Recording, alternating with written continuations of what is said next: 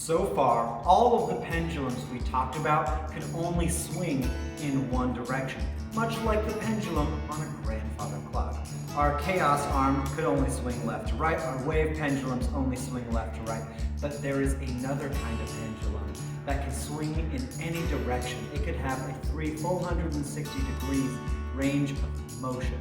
This type of pendulum is called a Foucault pendulum. A Foucault pendulum is usually like 3 stories tall. Its length is so long and its bob is so heavy that it will swing for potentially an entire day. And scientists have done some experiments with this Foucault pendulum a long time ago, and they discovered that when the pendulum is able to swing freely in any direction, that it actually will stay in one spot while the Earth rotates under it. From where we are on the Earth, it looks like it's turning slowly and does a 360 in 24 hours.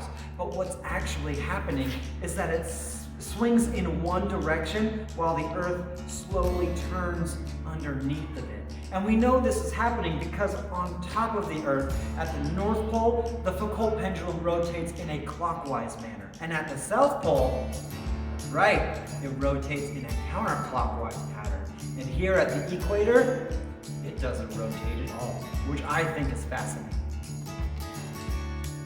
We've attached 2 more videos.